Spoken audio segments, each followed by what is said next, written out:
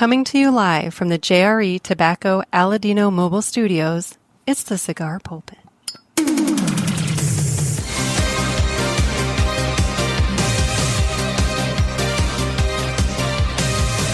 Hello, everybody, and welcome to another sermon from the Cigar Pulpit. I'm the Bishop of the Burn, Nick, and today we're going to get a little serious. So after taking some time to look at my cigar smoking habits of the last 2 years with my spreadsheets and data points and this and that and whatever, it kind of got me thinking about something. And it's an interesting topic, and it's one that, you know, I don't know. We'll get into it in a minute, but I want to get the cigar going and I want to get rolling, and then we're going to get into it, because I actually, believe it or not, you know, some people out there are going to make fun. I have show notes. I have like 6 pages of notes here, because this, I have been working on formulating my thoughts for this episode. I wanted to have a very clear and concise message with this. And so I have some notes, and so I want to get the cigar going, and then I want to get into that. But we're going to be talking today about the most dangerous cigar, and we'll go from there. But first, let's smoke a good cigar. So I broke into the humidor, and I did a little bit of evaluation. I did a little bit of inventory, did a little bit of looking around, and I found some good stuff rattling around in that humidor. So I brought one out tonight. Normally on the solo episodes, it's one of those things I try to smoke a bit more mid-range if I have to. Only because, you know, I can't give the cigar the full attention that I feel it deserves, you know, because I'm focused on talking and producing and this and that and everything else, and I don't have those breaks. But for reasons that will become obvious to you once I get into the point of this episode, I'm smoking something pretty good tonight.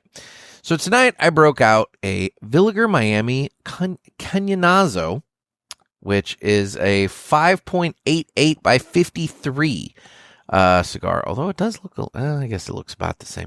5.88 by 53. It features an Ecuadorian Habano wrapper, a binder of undisclosed origin, and filler made from Peruvian and undisclosed tobacco.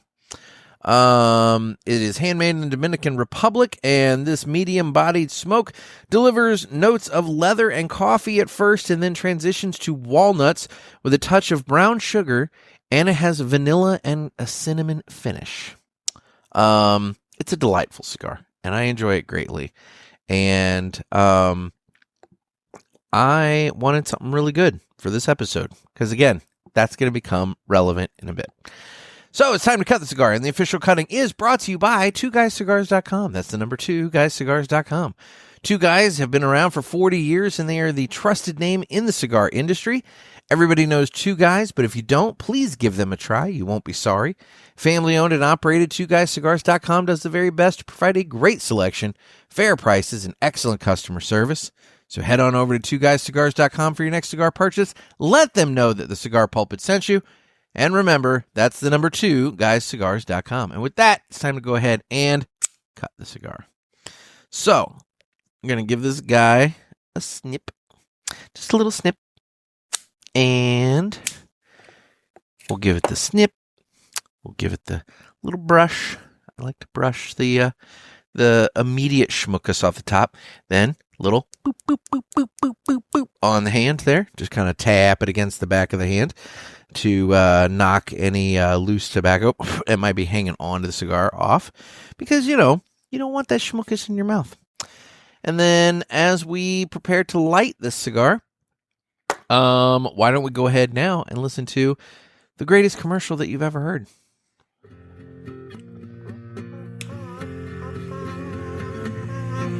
Some say cigars are all the same. It's just not true. It's you I have to blame. Well, I don't know, 'cause what I know, they're is a cigar called Aladino Corojo. Aladino Corojo. Aladino Corojo. They say authentic, so we're not confused, while the others say it's a word that's just abused. I guess that's so. They can't compete. At least I'm sure Aladino can't be beat. Corojo. Aladino Corojo. Aladino Corojo. Aladino Cigars uses authentic Corojo tobacco from JRE Tobacco. This is the greatest commercial you ever heard. Yeah. All righty. So we're going to get into something a little different today. And I have one of those headsets. I need to do a little bit of equipment replacement. After so many years of using the same equipment, electronics don't like cigar smoke. Over time, the cigar smoke will damage it. And I'm finding that I'm having issues with some of my headsets, specifically the earpiece connection. I don't know if it's the board that's starting to short out and short out the thing, or if it's the headset itself, but it's one of those things, right now I'm talking and I can hear myself as I'm talking through the headset, but then it'll just randomly crackle, and then I'll not hear myself through the headset. I'll hear myself from my mouth muffled through the headset into my ear, and that's off-putting. That's very weird, and it'll like come in and out, and I hate that. So yeah, I think it's going to be time here soon to do a little bit of equipment upgrade, because I need expense. Anyway, that was totally random. Sorry, guys. That was just something happening right here, and you got to go along with it. So anyway, so tonight we're going to discuss something a little different. I want to talk about a type of cigar that we all know, but we really don't discuss. It's not a bad cigar, and it's not a great cigar.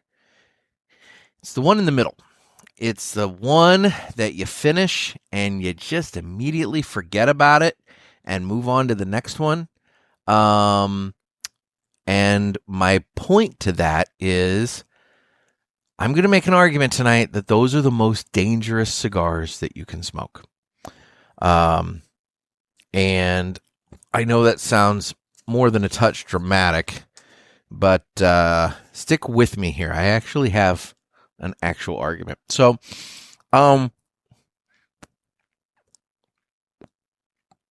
think about it for a moment. When somebody asks you, what's the worst cigar you've ever smoked? You have an answer. You can come up with an answer immediately. It may not necessarily be the worst cigar you've ever smoked, but you can think of a really bad cigar you've had. And likely you probably haven't had too terribly many, but you've had at least one. You can come up with that answer. We remember the bad cigars, vividly. They are etched in our brain.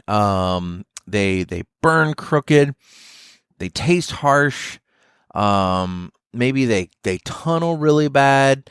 Canoe really bad. Whatever it is, something has happened with that cigar to give you an extraordinarily poor experience, and it's one that you've had at least twice, some consistency to where you now attribute it to that cigar. It's not just like that one specific cigar. It's the totality of that cigar. I can think of some, but I don't want to name anything today, because this is not about brands, bashing or anything like that. This is purely a higher level thought here, guys. And so, we all have those bad cigars that we know, that we've experienced. because ultimately bad cigars teach us lessons, bad cigars, they teach us things about ourselves and our smoking experience. Be it, avoid this brand or avoid this specific cigar, or maybe it comes down to, I don't like this type of wrapper. Maybe it's one of those things where there's a couple of cigars that you think are quote unquote bad that are classified in your mind as bad because maybe you don't like that flavor. So it's a bad cigar. You learned then that you don't like whatever wrapper maybe happens to be on it. The bottom line is bad cigars teach us things and we remember them. But then there's forgettable cigars. And they don't teach us anything. They don't hurt us. They don't offend us. They just kind of quietly pass through our life and they're just there. And that's the problem that I'm getting to here. The most dangerous description of a cigar isn't bad. The most dangerous description of a cigar is fine. It's fine. It's just fine. And, what happens with that, you light it up halfway through, you're smoking it, and you're thinking, well, this is fine. It's just fine. It's not good. It's not memorable. It's just fine. And fine eventually, over time, transitions and becomes acceptable. And acceptable becomes normal. And then normal becomes your baseline. And then suddenly, your hobby, your retreat from the world, your ability to, your tool to help you mentally detach from your issues and troubles and whatever, just becomes normal. And you don't want it to be normal. You don't want it to be a habit. You want it to be something special.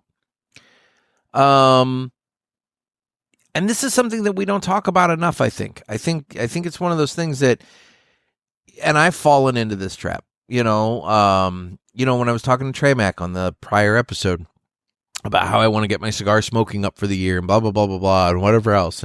Or at least I said that in 2024. And then in 2025, I ended up doing less. I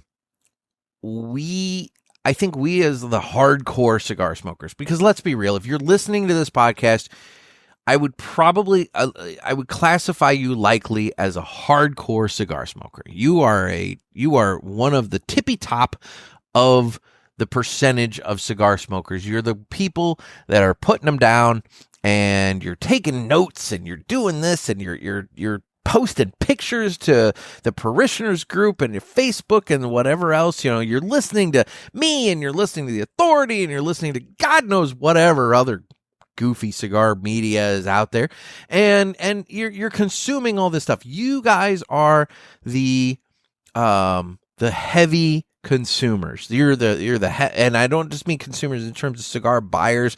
I mean media consumers, content consumers. You are consuming everything you can about cigars. And so I think one of the things that we kind of we talk about it, but we don't talk about it. It became a bumper sticker at some point. It became a slogan. It became that thing that we say, but I don't know if we really actually stop and contemplate it too much, which is the relaxation that cigars bring us, the importance of cigars to us. The reason that we got into it, the reason that we enjoy it so much that we became that top level consumer. And so when you really break it down and think about it, anticipation is like half of the cigar experience just in and of itself. The planning. Where you think about what you want to smoke and where you're going to be, and what are you going to sit in, and is it cool enough? Is it warm enough? Do you need to have a fan? Do you need to be somewhere inside with air conditioning? Do you need to be inside somewhere with heat? Do you is it raining? Do you have somewhere to be undercover? How are you going to light this cigar? Are you going to use a torch? Are you going to use a lighter or a soft flame? You're going to use matches? How are you, what are you going to do? Like, do you have your cutter prepared? Do you have somewhere to ash? Do you have at the base level, a solo cup with a little water in the bottom, or do you have an actual ashtray? What do you have to put your ash in? That sort of thing. The planning. It's all important. Then the pairing. A lot of you like to pair your cigars with drinks and food maybe and various things like that. There's a lot that goes into it. The moment, you're creating that moment, that experience, that environment where you can sit down and you can take a tube of rolled up dried leaves and light it on fire and get an hour to 90 minutes worth of relaxation time all to yourself. And that's the beautiful thing. That's the moment. That's the thing that when you finally get there, when you've had that first one and you've experienced, okay, this is how I cut it, this is how I light it, this is how I smoke it. And then you have maybe a couple more to kind of get used to it, because it does take some practice. Getting it all right, now you're not freaking out about, oh, am I cutting off too much? Am I cutting off not enough? Blah, blah, blah, blah. I mean, shit. I'm still not cutting off enough. I had to go back and do a V-cut because I didn't clip enough of the cap when I did my straight cut. So fine, it is what it is. My point is, the first little bit we're practicing, but once we get over that small little hump of practicing, then suddenly we have that epiphany, we have that moment where the relaxation aspect, and then we start realizing, oh shit, we can make a whole ritual out of this, and then it becomes the nirvana, the wonderful moment of cigars. And that's a beautiful moment, and it's a beautiful thing, which leads me to my general point. Forgettable cigars, the fine cigars, they don't earn that anticipation. They just are there. You don't think about them during the day. You don't build a moment around them. You grab one because it's there. It's the cigar that you smoke just because. It's just a because cigar. And when the anticipation disappears, the ritual disappears. And when the ritual disappears, the specialness disappears. And at that moment, you're not smoking for experience. You're smoking for occupancy. You're smoking to smoke. And that's not, that's not where I want to be. And so, like I said, I looked at my numbers from last year, and why was I down? Why was I down 100 cigars? Now, granted, I had the health stuff in March and this and that and whatever, but I was still down quite a bit. 100 cigars for the year. Why was I down? And I think what I've come to realize is I have perhaps subconsciously, unknowingly, gotten to the point where I value the experience of it. I value the moment more than just burning a leaf. I used to put down a lot on my delivery days when I would go to the printer and pick up my newspapers and bring them back. I used to put down a lot of cigars on those Wednesdays. This past Wednesday, I had one cigar during the entire time. Driving all the way back, driving all the way back, doing all the deliveries. I had one cigar. I didn't have one on the way up. I had one on the way back. I I loaded the papers in the back end of the car. I got in the car and I fired up. It was a knuckle sandwich Puro from Espinosa, one that I'd gotten at PCA last year. And, you know, I smoked that on the way back. That was it. One cigar. The whole day. Prior Wednesdays, 2 years ago on a Wednesday, I would have one on the way up, one on the way back, one while doing all my deliveries all around. I mean, I'd be looking at 3 in the course of a thing. And then I'd come home, sit with the TV or sit with the fire pit or whatever, you know, whatever time of year it was that, you know, I'd be sitting on the back patio maybe. And I'd put down however many more. However, on that Wednesday, I had the one. And then admittedly, I came home and I had dinner and did a few other things. And I had 2 more over the course of that evening. That's it. 3 in the day. I was at one point, a year, not even 2 years ago, a year ago, I was at the point where I was putting down 3 just doing my deliveries before the evening. Now I'm at the point I'm doing 3 in the day. And that's it. And I'm not saying that it's a bad thing. I'm not saying it's a good thing. I'm just saying that what I am saying is I'm being more purposeful with it. And it makes it more special. And that gets to the point of picking that cigar. Now, okay, getting back to my notes. I'm deviating. So I'm getting back to my notes here. Everybody talks about money in the cigar, you know, hobby. It's one of those things. Sorry, I'm actually taking a moment to enjoy my cigar. It's one of those things that, let's be real, the price of these things are not exactly going down anytime soon. There's maybe a little bit here, a little bit there, but by and large, you know, the price of these has just gone up. So, you know, money is a factor. But time is worse. A forgettable cigar doesn't just cost you money. It costs you an hour that you probably aren't going to remember.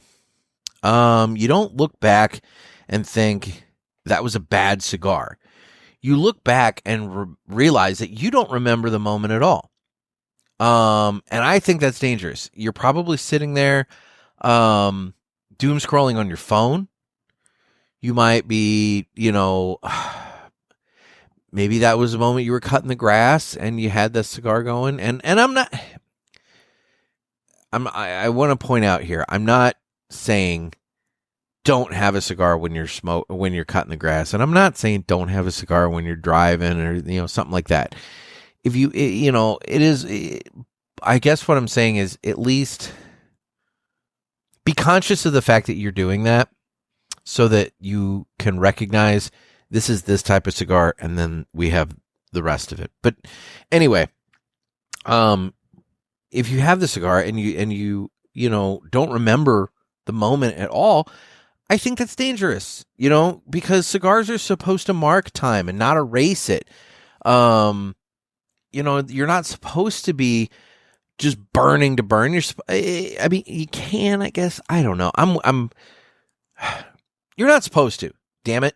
You're supposed to be enjoying this. And if all you're doing is just smoking, then I guess my question becomes, how much different is that than the 20-something with his vape pen or the person with their cigarette or whatever else? You know, I you know, I'm just going to say it. We as cigar smokers, I think we tend to look down. I think we tend to look, or at least look, feel superior to the cigarette and vape smoker. You know, we talk about how our chosen product is so much healthier than theirs, or at the very least less dangerous than theirs is. I don't like saying it's healthy. I'll say it's less dangerous, but I don't like saying it's healthy. You know, we do that, and you know, in this case, in this instance, how much different are we when you get in the car and you take some budget bundle cigar and you fire it up and all you're doing is just puffing just to smoke while you're driving, than the person that's, putting down 5 or 6 cigarettes over the course of a long drive. You're not any different. You're just smoking a smoke. I do it. I've done it. I'm not saying I'm above it. I'm saying I have done it. There are cigars on my list from 2025 that I have written down that I do not remember. I don't remember them. I don't know anything about them. I couldn't tell you how they were. I can't tell you anything. I can tell you I smoked one. I can tell you what day I smoked it. And I can tell you if I bought it or if it was a sample. But I can't tell you jack shit about it. And that's my point. That is my point. All right, I'm getting back to my notes. I keep going down these rabbit holes. Humidors, they don't magically expand. Although I can believe that mine has, because trust me, I don't know where half of these cigars came from. Every forgettable cigar takes the place of something better. And, here's the trick, though. Forgettable cigars linger. They hang out. We don't rush to smoke forgettable cigars. We're not rushing home after a hard day's work. We're not prepping that drink. And maybe that little tray of meats and cheeses to go along with it and everything. We're not prepping that and then getting out some forgettable cigar that we've, burned that has the flavor of tobacco and burns fine and, just is what it is. We don't do that. We don't rush home to smoke those. We also don't give them away. Because I don't know, at least me, I don't give them away, because if I'm giving someone a cigar, I want them to enjoy that cigar. And if I look at that cigar and I'm like, this isn't that great of a cigar, I don't want to give that to them. Why the hell is it in my humidor? But on the flip side, we don't throw it out either. We're pack rats. We have these expanding humidor. We're like, I might need a cigar. They just sit there. They just sit there and become that cigar that just sits and rots in your humidor. Not rot, but you know what I mean? It just sits in your humidor and it becomes a default. And meanwhile, the great cigars, we save those. We save those. And we save them, and we save them, and we save them. And the reason that we're saving the great cigars is because we have them on a pedestal. And what I mean by that is, you've all said this about the fine cigars. You say, I'll smoke this so I don't waste the good stuff. And it's because we are saving the good stuff for the right moment. We're saving the nice stuff. We're saving the expensive stuff. We're saving the cigars that we really value and cherish for that special moment. And that sentence, I'll smoke this so I don't waste the good stuff, has quietly ruined more cigar experiences than any bad review ever has. Because if you're always saving the good stuff, you're not training yourself to live, or you're training yourself to live in the forgettable, and you're not training yourself to live in the moment. And that's a crime. We shouldn't be embracing the forgettable. Forgettable cigars, honestly, they also do a number on us as a cigar smoker. We have over time gotten to the point that we know how to properly cut and light a cigar. We know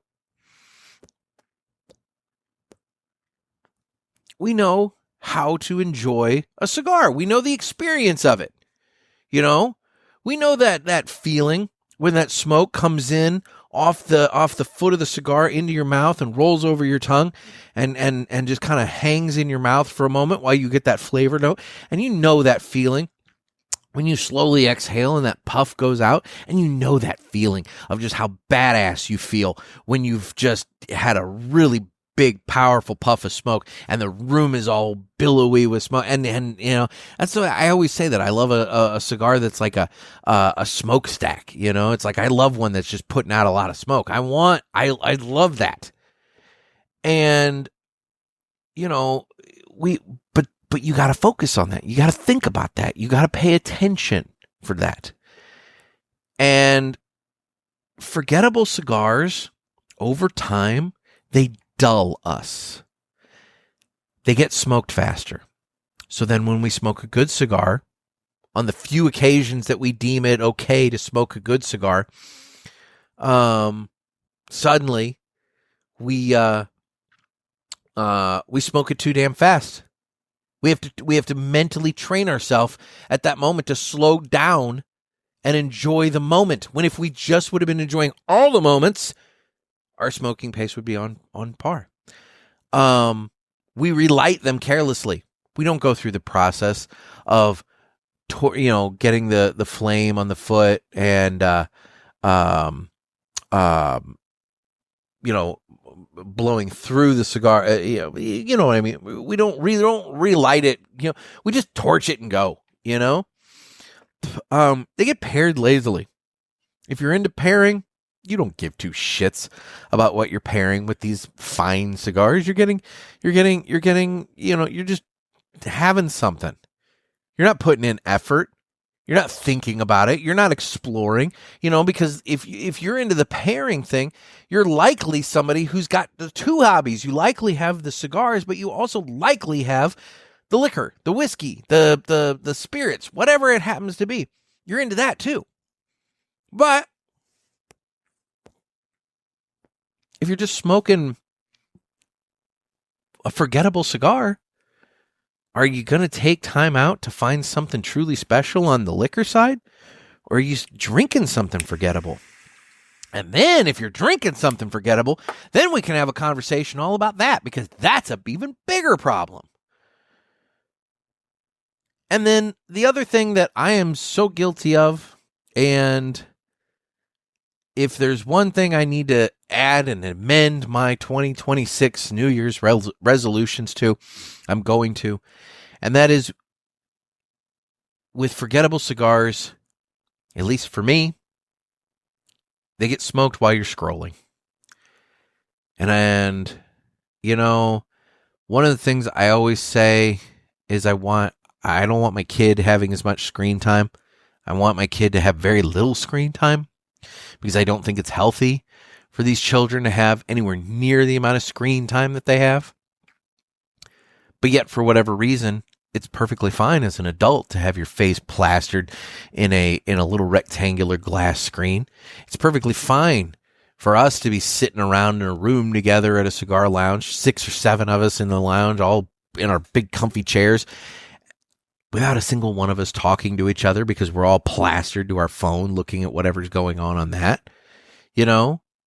We focus entirely too fucking much on this. It is a phone. At the end of the day, it is a phone. And a phone is a device allowing for verbal communication between two people in two separate locations. Yes, it is added text messaging. In order to make some phone calls irrelevant, you can make a quick text message and whatever. But then it's also become a fucking supercomputer, to where we can look up whatever we want, whenever we want. We can play on social media. We can make videos. I could make this show on my phone. It's too damn much, and it has become this focal point of all of our lives. And so I am doing my level best this year to significantly decrease my screen time. Every Sunday, I get a report from this phone telling me my weekly screen time, telling me how much time I have pissed away looking at this device. And my goal by the end of this year is I want my weekly amount cut in half from what it was at the start of the year. I want to end the year using my phone half as much as I currently do, because it is a time suck. It is, I don't know, man. You know, it's a problem. It's a real problem. And the problem, going back to the topic at hand, is when you're smoking a cigar, it becomes forgettable when you're diving face first into your phone. Even if it's a good cigar, phones will rob a cigar of their specialness because you will not remember them, because all you will remember, and you probably won't even remember the doom scrolling. That's the other thing. How many times have you guys been scrolling on your phone, you see something, and you think, oh, I need to go over to this app and check this and blah, blah, blah, and do this. But then you scroll just a little bit more, and then by that point, you're like, fuck, I was going to go do something on my phone. What was I going to do? And you can't remember. You can't remember what the thing was you were going to switch out of that current app to go to another app to do. Happens all the time to me. I mean, I'll be on Instagram. I'll see something and be like, shit, I need to go over to the internet and check on blah, blah, blah, blah, blah, or I need to do this, I need to do that. But then I just do 1, 2, 3 more quick scrolls. That's all it takes. And that thought that I had, that thing that I need to go do this, is gone. Sometimes I can scroll back, find that thing, and it'll prompt that thought. But sometimes it's just gone. And that's fucked up. And so, anyway, that's my PSA on phones. But the problem is, with forgettable cigars, in general, between the smoking faster, the careless lighting and cutting and whatever other ritual, the careless pairing and the phone usage, you stop engaging with the actual, for lack of a better term, ceremony of smoking the cigar. You stop engaging with it. You're not smoking anymore. You're just consuming. And it's mindless consuming. And cigars were not meant to be mindlessly consumed. So that all brings me to my point. How do you spot this dangerous cigar? How do you assess? How do you figure out that forgettable cigar? Because I'm telling you guys, after looking at my list, there are cigars that, like, I don't remember smoking, and there's a lot of them that I don't remember smoking. But at the time I smoked it, and I was like, blah, blah, blah, blah, blah, whatever. So, like, over time, you got to assess it, and you got to figure out, like, what was the forgettable cigar?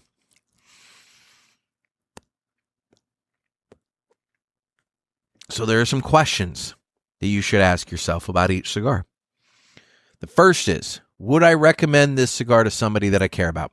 That goes back to what I was saying earlier about them sitting in your humidor, because you don't give them away, because they're just not that special. So would you actually recommend this cigar to somebody that you care about? Or if not, why in the fuck are you smoking it? Next question.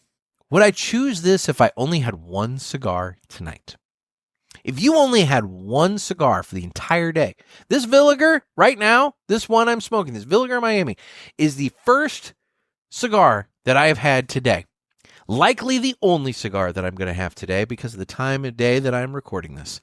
I've been running errands. I've been dealing with stuff. I've been doing my business. I've been hunting down money, quite frankly, is what I've been doing. But my point is, I have been busy all day today with business. And here I sit now, finally able to record this episode for you guys to listen to and consume. And as such, I'm having a cigar. And I could have found any old cigar in the humidor, any one that, is one of my, like, I've even said it on here. My always my go-to. I can smoke it and I can do it mindlessly because I know it so well and blah, blah, blah, blah, blah. And I'm not saying that those are necessarily bad. I'll get to that in a minute. But because this is likely my only cigar of the day, yeah, I wanted it to be a good cigar. And so I found myself something good to smoke. And so when you're assessing these cigars in your humidor, ask yourself, would I choose that cigar if I only had one cigar for the whole day? And if not, that tells you something. And then the last question, will I remember that cigar? Will I remember that cigar? And not the name. Not the name. Will I remember the notes? Will I remember the experience? Will I remember that moment tomorrow? And if you will find yourself thinking, it's likely I'm just burning it to burn it, then that right there tells you everything. So if the answer to that is no, if the answer to any of those is no, would I recommend this to somebody I care about? Would I smoke it tonight if it were the only cigar that I had all day? And will I remember this cigar tomorrow? Like truly remember this cigar tomorrow? If the answer is no, that's where I say that cigar is not harmless. That cigar is dulling the cigar experience for you over time and consistently. Now, this is not an attack on any manufacturers or any specific cigars.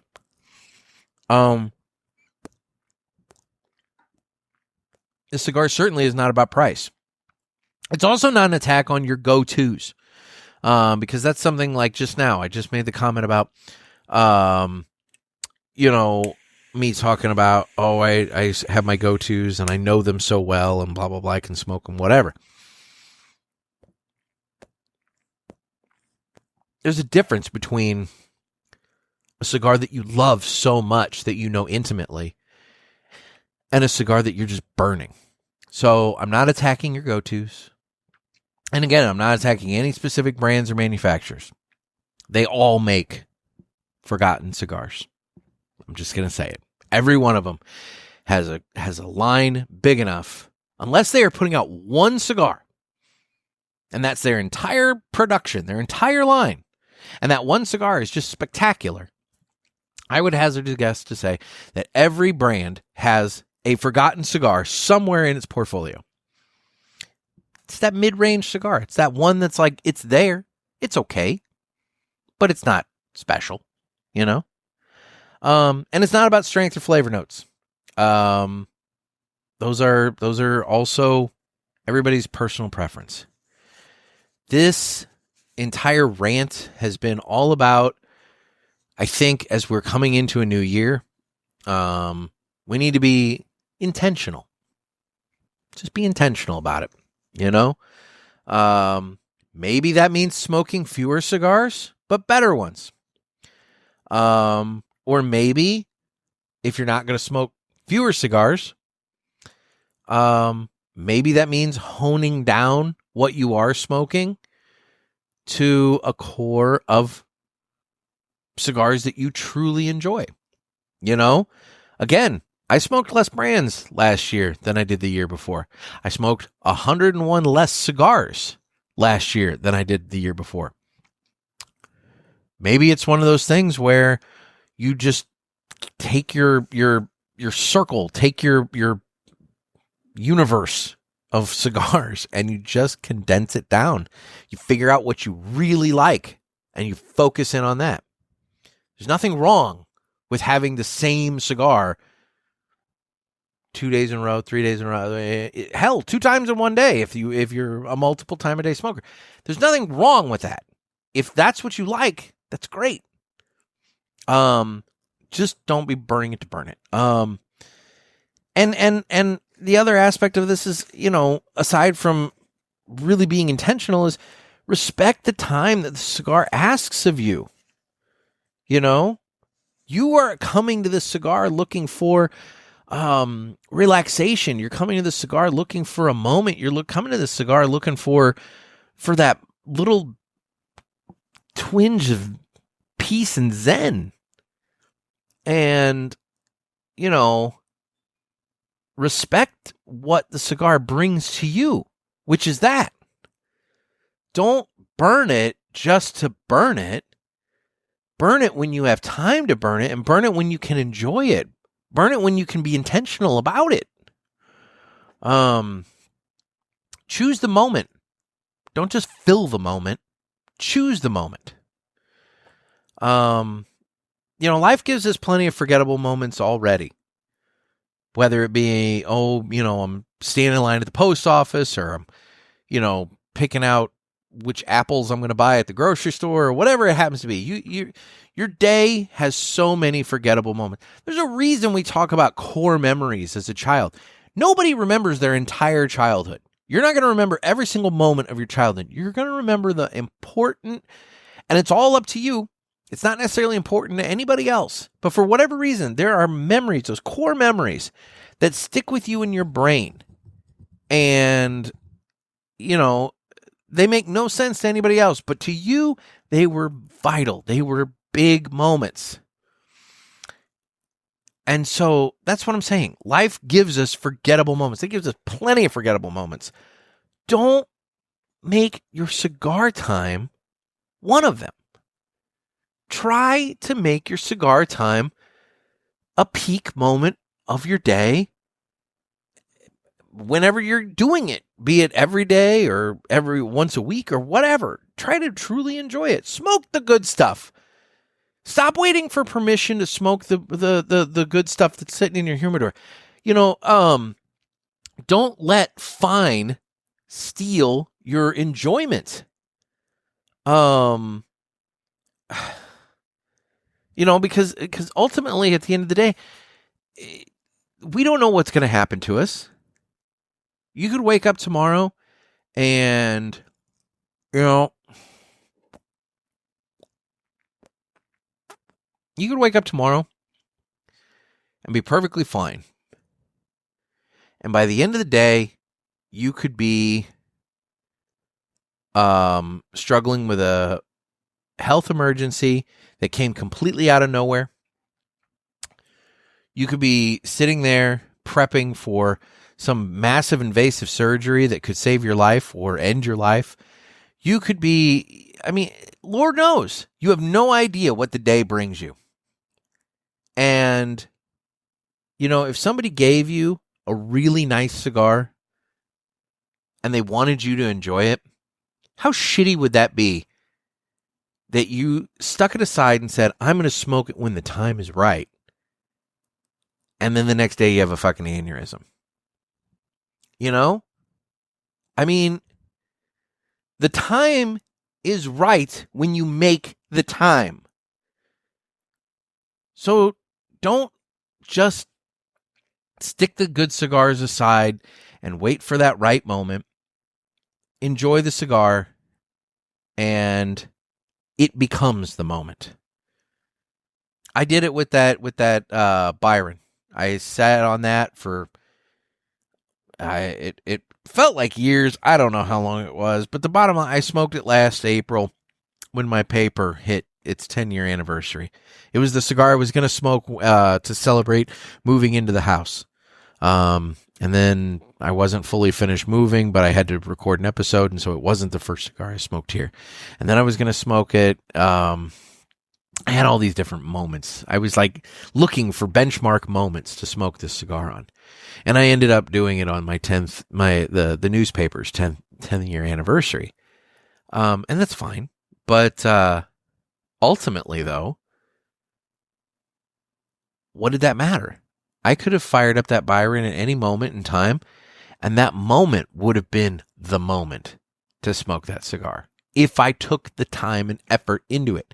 Now, if I'm sitting here scrolling on Instagram while I'm smoking a $65 cigar, well, that's pretty fucking stupid of me now, isn't it? But that's on me. I've wasted that moment. That cigar handed me the moment, and I wasted it. And so that's what I'm saying, guys. Don't let those good moments sit there. Don't accept fine. Embrace the good moments. Make the time for the good moments. There are moments in your life that fine will be good enough. But I think my point to this whole rant is we have embraced fine, and we don't let the good moments shine nearly enough. So, Now, feedback. Do you guys struggle with saving the good stuff? Are you all just sitting on a pile of the good stuff and you're waiting for that perfect moment? I want to know what cigar you're waiting on. I want to know what cigar you are waiting to smoke. And I want to know what moment you think it needs in order to be worthy to be smoked. So call into the hotline, area code 863-874-0000, and let's talk. Tell me what you haven't smoked. Tell me what cigar is sitting in your humidor, just sitting there, chilling out and waiting, that you haven't smoked, that you are waiting on. Tell me why you're waiting on it, and then tell me ultimately why you're waiting. Like, do you have a specific thing? And if so, why does that cigar have to pair specifically with that? Or are you just putting that cigar on a higher pedestal and you're trying to wait for the moment instead of allowing the cigar to be the moment? Anyway, I hope some of that made sense. Truthfully, I've been working on this. I've been working on this for a few days. And I've tried to make sure that it made sense. So let me know. Hopefully I didn't just ramble completely, but there's a lot there. But anyway, guys, moving on now. It's time for the Villiger Cigars Entertainment Report, brought to you by Villiger. Villiger Cigars, one of the leading cigar and cigarello manufacturers in the world, founded in 1888 and still family-owned and operated. Head over to VilligerCigars.com and check the store locator to find a shop near you that carries them. We guarantee that Villiger Cigars will be a wonderful addition to your humidor and cigar rotation. Villiger Miami is smoking very, very well. I've been smoking it now for, we'll say 52 minutes, but realistically, I've been talking quite a bit. So, it's maybe not quite fair, but it's smoking relatively slow. Burn line has been very good. I have had to touch it up a few times just to get a little bit of relight going, because again, I'm talking. So there's that. But honestly, it's been smoking great. Flavor on it's been wonderful, outstanding. Draw on it's been great. Smoke production's good. I am digging it. If this is the only cigar that I smoke today, I will be a happy man. So, what have I been watching lately? Well, I finished Bridgerton Season 3. And we now know we knew going into this, we knew who Lady Whistledown was, but now the town knows who Lady Whistledown is. Oh yes, Lady Whistledown has exposed herself. There's boobies in this show, by the way. For those guys who are sitting back going like, why in the world would I want to watch this? There's boobies, guys. There's boobies. Anyway, Bridgerton, or the town knows who Lady Whistledown is, and you would have thought that would have been a bigger deal, but I do think it was received. I mean, I don't know. I will admit this. The finale of that one felt a little too convenient. All things being equal. Everybody got their happy ending a little too easily, I thought, with that one. But, it's leading into the next season, which drops, I think, January 29th on Netflix. And that's when we will be following the exploits of the other Bridgerton brother, Benedict. And Benedict has had some interesting, life experiences so far. He's much more the fun and fancy-free, kind of carefree, whatever brother, just kind of aimless. There's the older brother. He's very, very proper and very business and very, duty and blah, blah, blah and all that. Because he's the guy who had to take over the house after his dad died. And then there's Benedict, who's just kind of like, wandering along. And then there's Colin, who is the focus of this season. And he was trying to find his way in life, And then there's all the others. There's all the sisters, and there's the younger brother, and the youngest. There's the fourth brother, and I can't remember his name, and it doesn't really matter because he's a little kid, and I don't think he's going to get married in this show. But anyway, yeah. Bridgerton season 3. Not necessarily my favorite season of them, but one bad. Anyway, and then the other show, also ironically a season 3, that I dove into, and I am one episode away from being done with. I mean, I have burned through this season. Is Star Trek: Strange New Worlds. It's the show on Paramount Plus. It's set. It's the Enterprise. It's the adventures of the Enterprise before Captain Kirk was captain. So you have Captain Pike, and you have some of the other characters that are on the Enterprise before Captain Kirk comes along. Captain Kirk was over on the Farragut, I think, in this show. I think he was on the USS Farragut.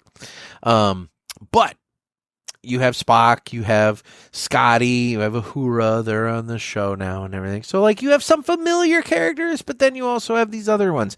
But over the course of it, it's been fun. It's probably the best of the new Trek that has come out since Paramount started doing the new stuff. It's much more fun. It's episodic in that, like, you can watch an episode and you don't necessarily need to know what happened in previous episodes. It's good. Discovery was very like one story through the whole season. You couldn't just jump in at any point. And that's one of the many problems I had with Discovery before it was all said and done. But Strange New Worlds has been fun, and it's been good, and I've enjoyed it. Patton Oswalt guest starred in one episode. Didn't dig that. Not a fan of Patton Oswalt. He takes me out of things because he's a very unique actor in both appearance and everything else, and he rarely hits with me, no matter what he's in. I'm not a Patton Oswalt guy. He was okay on Parks and Rec when he came in and was a nerd in the city council meetings. But beyond that, I really am not a big Patton Oswalt fan. So if there's one ding that I would give this season of Star Trek Strange New Worlds, it's that they brought in Patton Oswalt. Otherwise, it's been fun. I've enjoyed it. So yeah, that's what I got going on there. So, well, it is Friday, and that means that it is time for another fun fact. Hey, it's your girl Pinky. Ready for a fun fact? According to a university's microbiology study, 20% of office coffee cups are infected with fecal matter. This has been Pinky, and I'll be back next time with more fun facts. Gross. See, I don't need to worry about that because I don't go into an office. But those of you who go into the office regularly, do you use an office coffee cup, or do you maybe keep your coffee cup separate from the rest? I mean, who does that? I mean, that feels like a very it's an example of a bygone era where you have just communal coffee cups and you just grab a mug, have your coffee, and maybe you wash it out and put it back on the shelf, and then maybe 5 minutes later, Joe from accounting comes in and grabs that same mug and uses it. I mean, like, who does that these days? I would think at the very least you would have like paper, the thicker paper coffee cups, maybe with the little cardboard sleeves so you don't burn your sensitive fingertips, that kind of thing. Yeah, I don't know who would do communal coffee cups anymore. That's gross. And why would there be poop on it? Do you savages not wash your freaking hands? God bless it. Wash your hands. Did we not learn anything from COVID? Wash your hands. Wash your hands. That helps so much. Wash your hands. We obviously didn't learn anything. There's a lot of things we didn't learn from COVID. I'm not saying that there was a lot that was wrong about everything with COVID. But by God, if there's one thing we should have taken away from COVID that was a positive thing, it's wash your hands.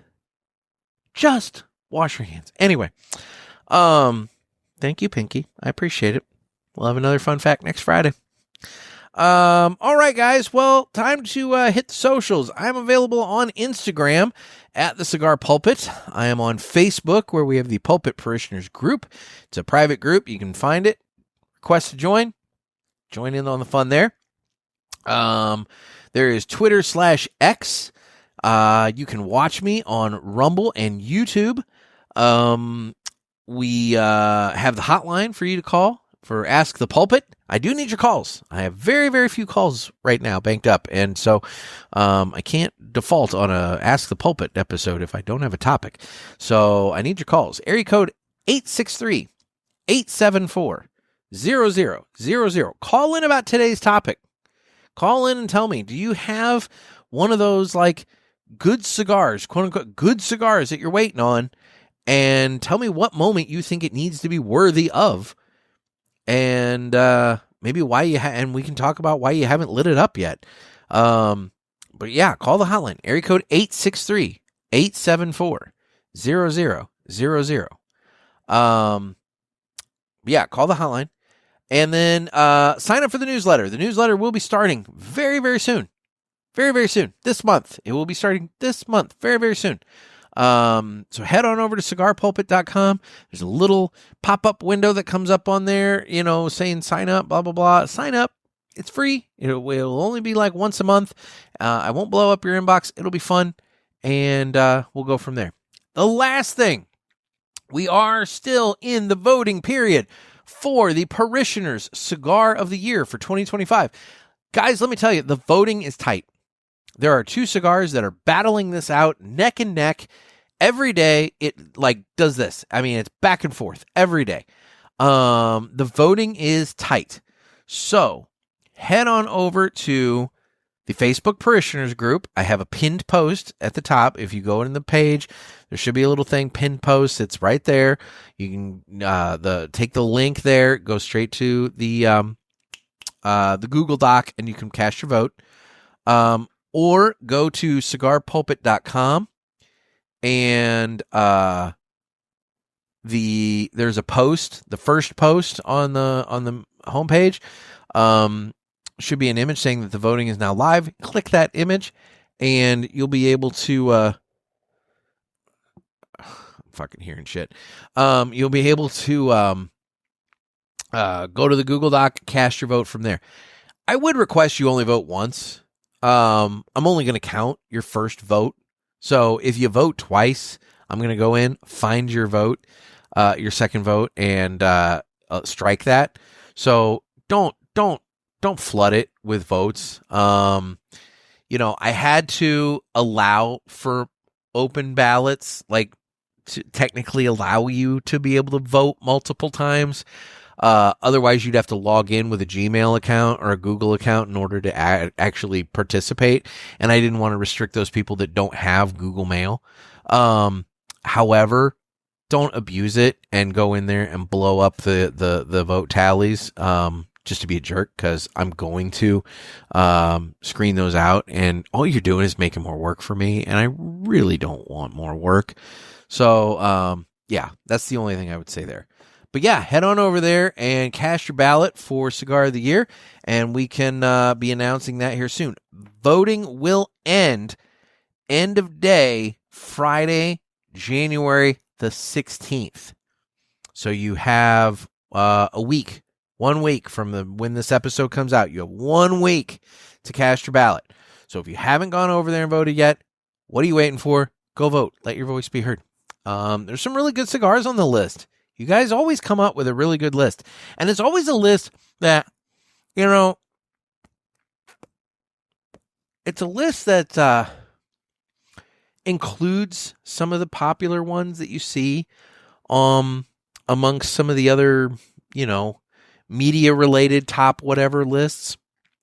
But on the flip side, you guys always come up with some more interesting ones that maybe nobody else is talking about. We're talking about less, and I like that, and it results in some really good picks. So, for what it's worth, head on over there and cast your vote.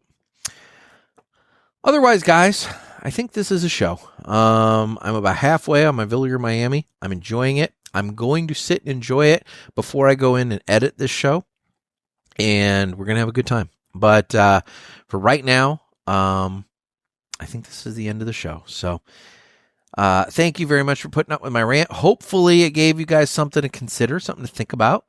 And, whatever. Maybe not. I don't know. Maybe you guys have been more purposeful with your smoking than I have, and maybe this is just something unique to me. But anyway, we'll see. All right, guys. This has been another sermon from the Cigar Pulpit. I'm Nick. Everybody, stay safe, stay smoky.